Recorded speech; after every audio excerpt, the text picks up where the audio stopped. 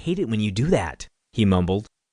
Artificial intelligence and nano-level computing had accelerated to remarkable heights of innovation during the last 2 years, and much of it was due to the work Dorian's company was doing.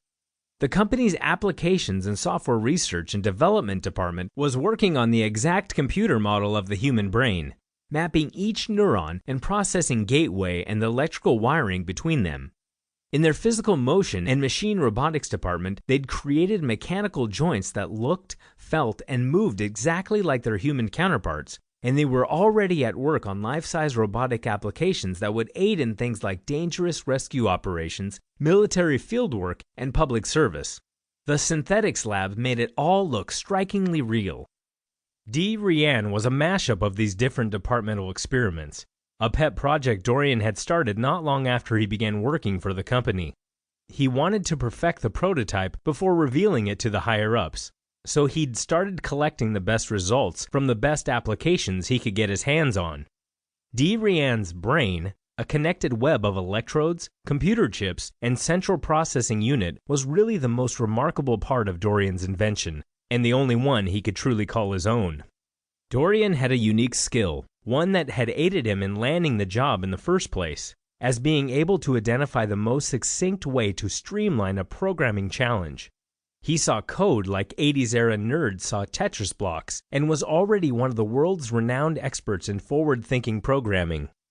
His degree in software design and development from MIT didn't hurt either.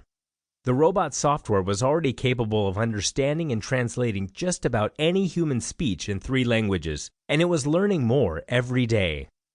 He designed the computer to do one thing: interact with humans. A simple concept, but infinitely difficult application. Dorian does not understand the word hate, Dorian said. That's because you're so altruistic. Dorian is a complex dynamic response I know, Dorian said, cutting it off. I created you, remember? He stood up again and walked over to the machine.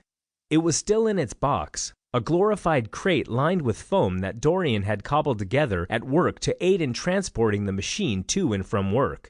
He'd had enough of the weird stares he got when he rolled it down the sidewalk of the sprawling tech campus, and he hated even more the looks other drivers would give him when they saw a life-size robot staring at them from the passenger seat of his car. The box was tall enough to hold the machine's full height, and he'd added casters to aid in rolling it around.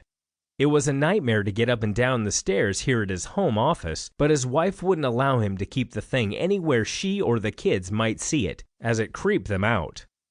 Since the project hadn't even reached a technical prototype status, it remained just a pet project Dorian could keep at home most of the time. Dorian does not understand. Dorian, there is a lot you do not understand, Dorian said, and I don't need help. The machine instantly shut down, its eyes closing and the head flopping back down, hanging on the neck of wires and rods that connected the head to the rest of its body. He turned to the decanter of scotch and poured himself another glass. Actually, Dorian, I may be able to use your assistance. The machine woke up, the eyes somehow already knowing where Dorian stood in the room, even though he'd moved. At your service, my gracious and humble master. Dorian laughed at the quip. He'd programmed that into Dorian as a default response when asked for help, and he kept forgetting to remove it. Dorian, can you help me write a book? Dorian's head tilted to the side, one of thousands of personifications and mannerisms he'd written into its library of movements. The machine could seem like a human and do a lot of different human-like things, as long as it didn't need to run. Walking like a normal human was an obstacle that had been overcome, but running, surprisingly, was different enough that it was still considered the holy grail of intelligent robotics. I cannot, my gracious and humble master.